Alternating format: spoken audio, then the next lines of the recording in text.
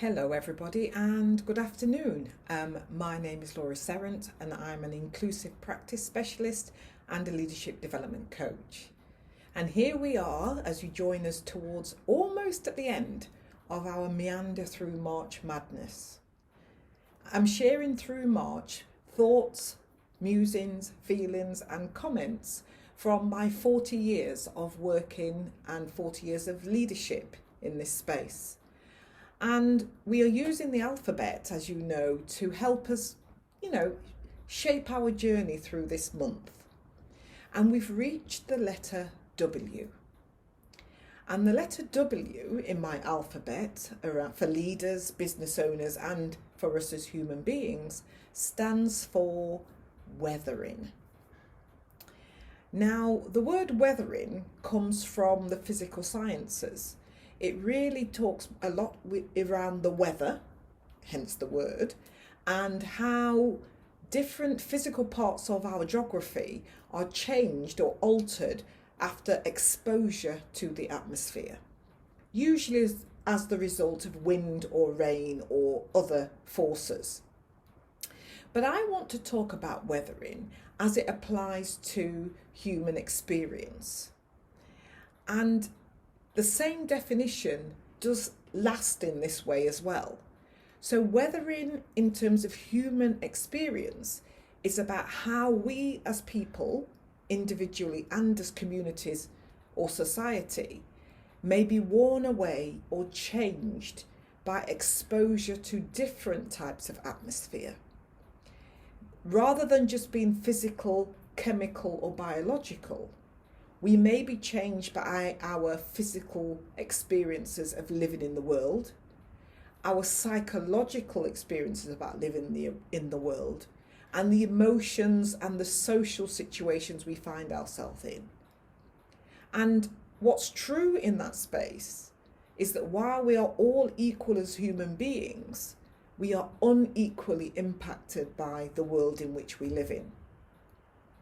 So the word weathering, as applied to social and to us as human beings, was actually coined by Dr. Arlene Geronimus.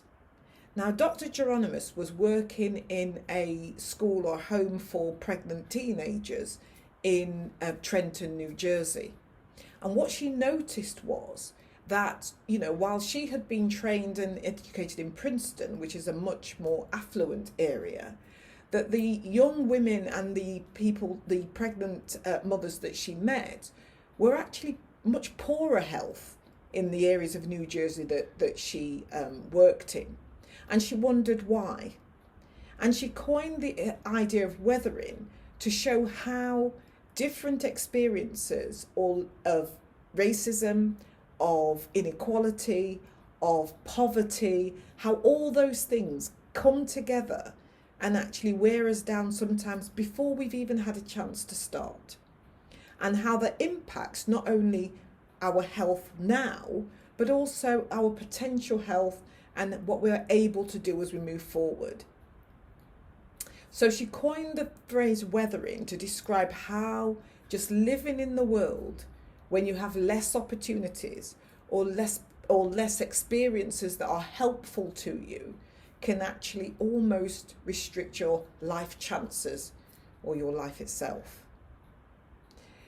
You are worn away by the experiences. You become less than you were before, and less certainly than the potential that you have within yourself. So weathering in that space is much more than just physical. It impacts your life now and in the future.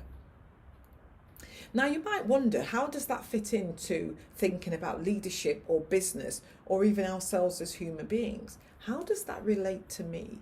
How does it relate to you? Well, weathering is also about the emotional labour of being and doing our work where we are. In a workspace, we are weathered by the experiences of having to battle constantly. We may be worn away by the experiences of worry about whether we can make ends meet and whether we can feed our children or afford that bus fare. We may be worn down by the constant pressure from a poor leadership who makes demands on us that we are constantly trying to reach. We may be worn out by the pressures we put on ourselves to be better, to be the best, to be perfect. Many of the things we've discussed over March and Madness so far have pointed to how we can either create or we can find ourselves in spaces that are not good for our mental, social, emotional well-being. We can be weathered by the pressure. Sometimes we put that pressure on ourselves, challenging ourselves to be the best, to be perfect, to not make mistakes. But sometimes that pressure can be put upon us. What will people think? How will it look? Can you just do more? I need more of you, more time, more effort. And sometimes the systems in which we find ourselves create that inequality that causes the pressures that we live with. The thing about weathering is the result of persistent exposure or intent to forces that negatively impact on us. As a business owner, as a leader, what do you do in this space? How do you safeguard not only yourself, but how do you safeguard the people who use your services or the people who work within your teams? As an individual, how are you weathered by what's happening? How do you safeguard your own mental health, your own well-being, and your own abilities in that space? Weathering in a social sense can be so much about what we lose of ourselves and what we allow to be lost in ourselves. Amy Tan, the well-known author of that wonderful book, The Joy Luck Club, talks about her pressures and her experiences of living under different pressures in her life. And she said, I did not lose myself all at once. I rubbed out my face little by little over the years, washing away my pain. And that's often how we are weathered, by putting a smile on our faces and pretending it doesn't hurt.